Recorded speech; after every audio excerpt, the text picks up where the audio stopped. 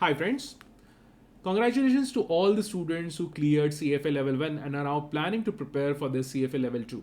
You must have heard a rumor that CFA Level 2 is the most difficult level among all the levels of the CFA. And let me tell you, this is not a rumor, this is a reality. CFA Level 2 is actually difficult compared to the CFA Level 1 and CFA Level 3.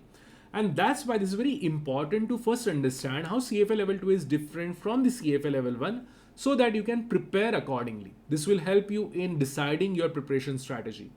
And that's why in this video we will discuss how the CFA Level 2's exam structure is different from the CFA Level 1. With this we will also discuss the subject-wise changes, how some subjects take complete U-turn and how some subjects are exactly similar to the CFA Level 1. With this, we will also discuss the basic preparation strategy so that you can start your preparation journey smoothly. If you have any queries, you can definitely WhatsApp me on my WhatsApp number, which is given in the description. And now to the main topic. Now let's first discuss the exam structure difference between the level 2 and the level 1 because this is the biggest difference in the level 1 to level 2. Okay. Now here in the level 1, you already understand like how the exam is structured. So you got the 180 questions in the exam, approximately 1.5 minutes for the each question divided into two sessions, session number 1, session number 2. And just a second, session number 1 and the session number 1, session number 2. Each session comes with like this session has the 2 hour 15 minutes and with 30-minute optional break and so on. Here we had the subjects defined. Okay, so like in the session number 1 we got the ethics, FSA, quants, corporate issue, the economics, and in the session number 2 we got the portfolio management, equity, fixed income, derivatives, and the alternative investment. Now in the CFA level 2, the major difference is you will get the 88 questions in the form of 22 case studies. That means like each case study will have the 4 questions and this gives you the 88 questions in total. Again, the exam is structured session wise. So session number 1 and the session number 2. So in session number 1 also you will get the same like 2 hour 15 minutes, 30-minute optional break. Then session number 2 will start. However, the difference is in the level 1 you got the predefined sessions, like the subjects were already allocated to an individual session. Here in the CFA level 2 we don't have this type of structure. Any subject can come in any session. So derivative may come in the session number 1, FSA or ethics may come in the session number 2. Here, because you have the 88 questions total, you will get approximately 3 minutes for the each question, because remember, these case study questions are text-rich questions. You have to read properly, understand it, interpret it, and then you have to approach the question. That's why it requires slightly more time. That's why 3 minutes are given for the each question here compared to the 1.5 minute for in the level 1. If you see the individual case study, how the individual case study is framed. So it starts with let's say this is the case number 1. Case number 1, the case study number 1 will be from the subject, fixed one subject. Case study from defined subject, it will specifically mention like this from this particular subject. Then you will have, let's say, para and then para and then para and then para and then para. I'm writing the 5 para. Ideally, like if things are normal, then it should be 4 para only. Maybe 3 also, it is also possible. But I'm just saying for the example. Then you will have the question number 1, 2, 3 and 4. And then the question will provide some identification like, okay, for this particular question, you have to use this particular para. This question, this para, this question, this para, this question, this para, like this. So this is how the case study is structured. Strictly 4 questions. And again, you won't have to bother about like this ideally should not happen. Like question number 1 requires you to read all the para. Ideally not possible if you also look at the mock test. Okay. So when the mock tests are structured like this. So based on this, we can gauge like how the actual exam should be. Right. Then if you restructure this, like the case study structure into, let's say this is the question number 1, then you have the para, then you have the exact question, like what you have to do with that particular paragraph. And then the option A, B, C, and so on. And then you have the question number 2, question number 3, and the question number 4, and same structure, the paragraph question and then options, paragraph question and the options. This structure is also the kind of case study only, which is similar to the FRM exams. FRM part 1 and part 2 are like this. What happens here in the CFA level 2, they will pull simply like all the paragraphs let's say para 1, similarly para 2, para 3, para 4 from all these questions. And then you have the questions, individual questions tagged one after another. This is the structure. Okay. So even though, just a second. Yeah. Even though it looks like a full case study, full like the complicated case study, it is not complicated case study. These are 4 individual questions tagged one after another. So this is the case study structure of the exam. Then let's discuss the very important point about the depth and the coverage. Now, if you see the CFA level 1, and I'm just drawing the like graph here, and on the x-axis I'm plotting the coverage, and on the y-axis here we have the depth. So coverage of the topics, let's say you have 500 topics like this example, and then we have the depth, like the one topic discussed in very detail like this. So in CFA L1, the structure is like this. So you have a lot of topics covered, but depth is very limited. When it comes to the level 2,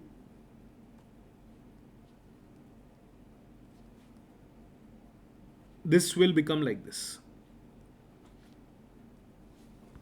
All of a sudden, this is the major difference. So in level 1, as I said, like a lot of topics are discussed, but not every topic is going into the detail, or most of the topics are not going into the details. On the other hand, in the level 2, there are few topics, limited number of topics, but each topic is going into very detail. And this is like the advantage and disadvantage both at the same time. If you ask me from my perspective, for me, CFA level 1 is very problematic because you are changing one topic after another. Like the topic number 1, you are not getting the understanding or full depth of that topic. Suddenly topic changes, then again topic changes, again topic changes. So you are moving to next topic without getting the full grip on the topic. So if you are really good with the memorization of the concept and not understanding part, then the CFA level 1 is really good because you have 400 topics, but nothing is discussed in detail.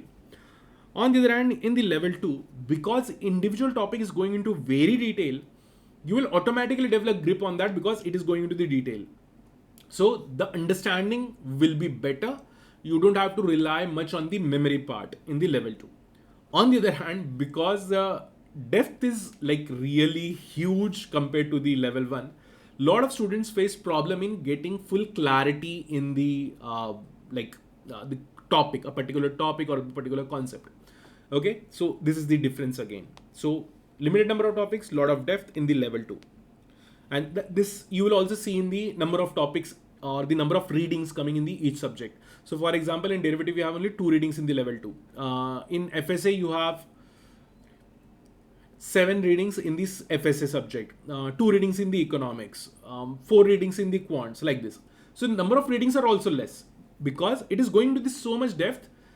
One reading is also very cumbersome. It takes a lot of time to prepare. Okay, so this is about the depth and the coverage, broadly speaking. I hope you got the idea of what I'm want to say.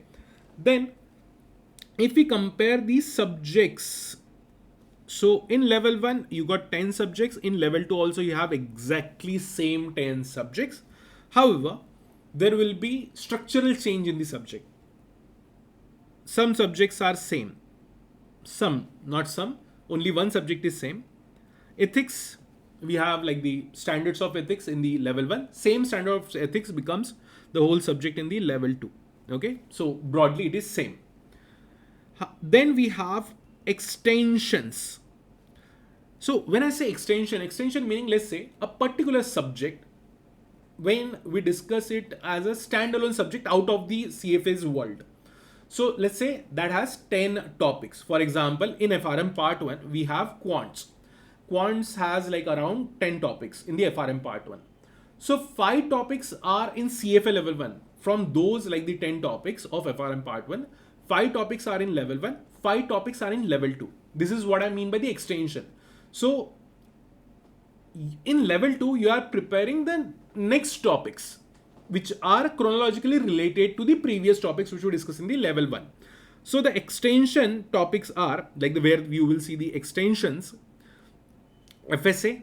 Then you have the quants, again the same, like the quants is also like this. Then you have corporate issuer to an extent. Alternate investment is an extension of the level 1. And then if I remember, like I will note it down, let me check.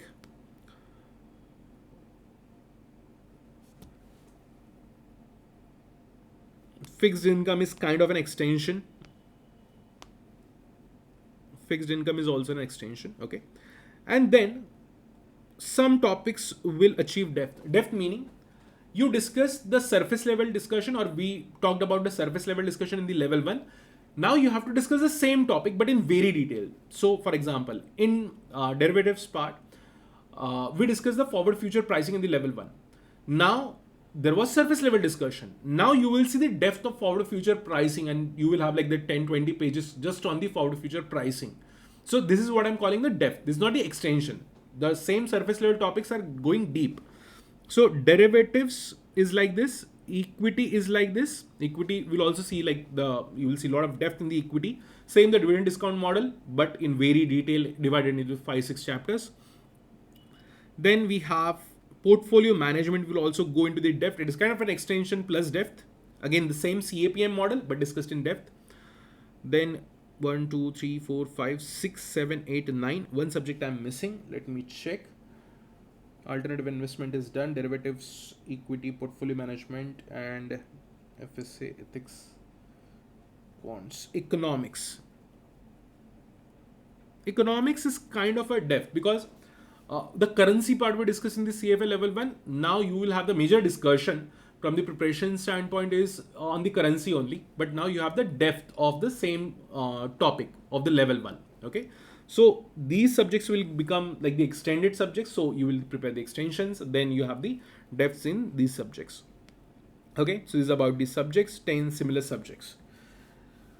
Next.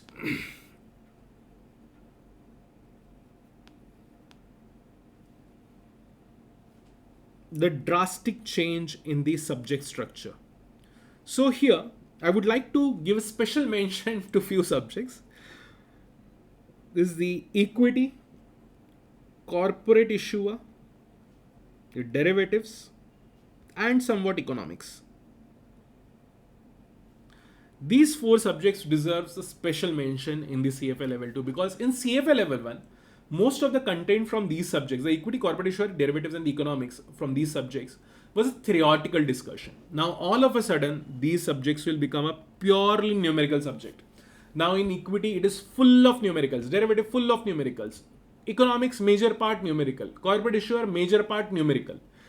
And I'm giving the special mention here in the, like for the corporate issuer also, it is not like the fully numerical, but yeah, major part is the numerical, because in level 1 it is purely theoretical or mainly theoretical. Here it is mainly numerical. Okay. So you have to prepare your strategy accordingly. On the other hand, if you compare the remaining subjects, for example, the FSA, the structure, the numerical to theory structure is exactly same. It is very detailed, complicated subject, but it is same. Then quant structure, it is same. So numerical, theory, proportion, level of difficulty, and so on, everything is same. Alternative investment, theory in level 1, theory in level 2. Fixed income, mostly numerical in level 1, mostly numerical in level 2, but very complicated discussions in the level 2. Derivative discussed, equity discussed, portfolio management, again, more or less same structure. Part theory, part numerical. Here also you have the part theory, part numerical. Economics, again, we discussed. Okay. So these are the subjects which require special attention in the level 2. Now let's discuss the preparation strategy for the CFA level 2. This is all about the changes of CFA level 2, like what you will see different in the CFA level 2 compared to the CFA level 1. Now for the preparation strategy, I have very simple recommendation for you. First, decide how you want to prepare, the self-study or with the prep providers. If you prepare level 1 using the prep provider, strictly stick to prep provider. You can choose any prep provider, but use the prep provider for the level 2 also, because now with the level 1 you have the tendency to use the prep provider, so it will be better for you to use the prep provider. Don't go by the self-study. However, if you prepared CFA level 1 the self-study, then my recommendation is to at least give a one try of self-study for the level 2 also, see how it feels. But if you feel like things are not going smooth for you, take quick decision and opt for the prep provider. This is very, very crucial, because if you waste a lot of time in the self-study, then even with the prep provider, it takes a lot of time. So you wasted a lot of time in the self-study, then you are again wasting time or investing time with the prep provider. It is cumbersome and it is problematic. So that's why decide in the advance and take the quick decision. Now let's assume you want to go with the self-study, and based on this, like my guidance is based on the self-study, but if you are using the prep provider which doesn't provide any mentorship or the guidance related to like how you should prepare, then you can also follow this particular structure, the preparation structure which I'm telling you right now. If you are looking for the mentorship, or you are facing problem in 1 or 2 subjects and don't want to opt for the full classes, like the classes of all 10 subjects, then I provide mentorship and access of individual subjects also. If you want to get or access only one subject, then you can use that. Right now it is not, like at this point when I'm uploading this video, it is not available on the website. For that you have to WhatsApp me using the number which is given below. Prefer 909 number, which is always with me here, and the second number is the administration's number, so you can contact them also. Now, assuming you are going with the self-study, I have decided the priority of the subjects, like which subject should be prepared in the first part, which subject should be prepared in the second part of the preparation, and which subjects in the third part. So let's say is the part 1, part 2, part 3. In the part 1, I am taking subjects which are highly numerical but easy to understand. Because with the highly numerical nature, you will need a lot of time for the practice. So if you prepare it in the advance, you'll be able to get practice a lot on that. However, I'm intentionally picking those subjects which are easy to understand also. So highly numerical but easy to understand. This means when you are starting your preparation, you will be able to finish that subject with the confidence, no problem. And you won't get you won't get troubled by the complexity of the concept in the beginning. In the initial phase, you should maintain your full confidence. That's why we have first the equity, quants, and then the corporate issuer. You should pick any one of the subjects, and in the first part, you should finish first 3 subjects. Okay, these 3 subjects. You can choose any one subject for the first. It is not like compulsory to pick equity first, then quants, and then corporate issuer. You can go with the corporate issuer first, then equity, then quants. Doesn't matter. My personal recommendation is start with the equity. This is the best decision. It doesn't require a lot of time. A lot of numericals are there. You get a lot of time to practice and so on. Quants in the part 1, you should prepare in the third order. Second should be here and first should be here. Why I'm keeping quants in the third order intentionally? Because quants is not very easy as such. It is easy, but not very easy for a lot of students. But still, it is doable, digestible subject. Then for the second part, I'm intentionally taking subjects which are of the numerical nature, but difficult topics. Difficult concepts are discussed, and it requires a lot of courage to even face those topics. So it starts with the FSA. All the best for everyone who is not from the pure accountancy background. If you need any help, contact me. And if you're not from the pure accountancy background and not using the provider, you will definitely need help in the FSA, because it is not very well structured, highly complicated. Okay, then the portfolio management, derivatives, and the fixed income. In this, my recommended order is 1 here, then second should go for the derivatives, third FSA, and the fourth for the portfolio management. And in the third part, I'm intentionally taking the subjects which are easy to understand and mainly theoretical, because if you prepare theory in the last, you will be able to remember it for the exam. So you don't have to worry about the revision, because if you prepare theoretical content in the beginning, you are more likely to forget it, because formulas and the structured discussion is easy to remember. Pure theory is difficult to remember and recall in the examination. That's why I'm keeping the alternative investment. Economics is, as I said, it is mainly part of it is a numerical, but I'm keeping it in the third part. If you understand it, you will understand it very quickly. It is not very difficult.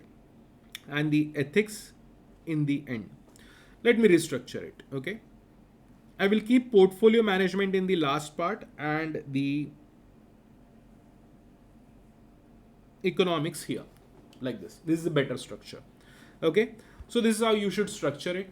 If you plan to prepare, let's say for 1000 hours, then this is my recommendation.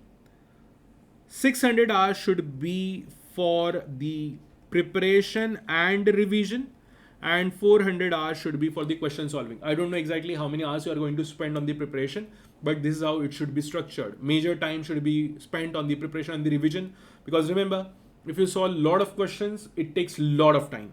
If you plan to solve like 1500, 2000 questions, it will consume major preparation time. Because if you plan to, for example, if you plan to solve 1000 questions, each question requires 5 minutes, because you will read that question, solve that question, read the solution, revise that, and so on. So 5000 minutes are gone. So make sure you practice limited number of questions, not like extensive, reckless practice, which is not required. When you should stop practicing? Simple. If you think like you got the concept, you got the grab of the concept, you will be able to reproduce the steps in the examination. That's it. Finish. Move on to the next topic. Also, very, very important note. If you are planning to prepare for say next like 100 days, I'm just taking the example, and you want to spend 2 hours on the daily basis. Let's say you have 200 hours here. Then don't plan according to 200 hours. Multiply 200 hours with this fraction, and you have 140 hours. This is the time you will get for the preparation. Lot of students overestimate time they have in the hand for the preparation, and then they wrongly plan their preparation strategy, and then the chaos happens. My recommendation is always plan according to 70% of the time what you think, because remember, at this particular time we are very optimistic. Like I will prepare for 3.5 hours, whatever time I will get for the preparation. Every minute I'm going to spend on the preparation, and all like this happening in your mind right now. But you know the truth, I know the truth. Only like at best you will get 70% of the time what you think you have right now, and you have to spend this much time only. This much as in the 70% time of that, and you will be able to prepare properly or plan properly according to this particular strategy. Your classes and your everything should be accommodated in this. Just one recommendation, again, very simple recommendation. If you are taking classes from any provider, generally it will take less time for the preparation. Generally speaking, a lot of students have this confusion like, okay, first they have to prepare, then they have to also read, so it will take double time. No, it is not going to take the double time, because classes will provide you everything in the platter, so you will understand everything in the advance, and then you have to just go through the book. It is not preparation. When you read the book, you're just simply reading the book, you're just going through. It is kind of a revision again, right? And this is about the like how to allocate the time. I will also provide a detailed video on the preparation strategy for the CFA level 2. And for the questions practice, again, in my opinions, LES resources or the material is really best. And best mock test is the CFA LES mock test. Okay, I have checked a lot of mock tests. No mock test comes near to the CFA LES mock test. Okay, so LES mock tests are most exam representative. This is what I want to say or mean to say. Okay, so that's all from my side. Let me check my points. Exam structure changes in the subject, preparation strategy we already discussed, difficulty level we discussed, numerical nature we already discussed, yeah, parts, yeah, discussed. Okay, so that's all from my side. See you in the next video. Bye bye, take care. Thank you for watching this video. Bye bye, take care. Bye.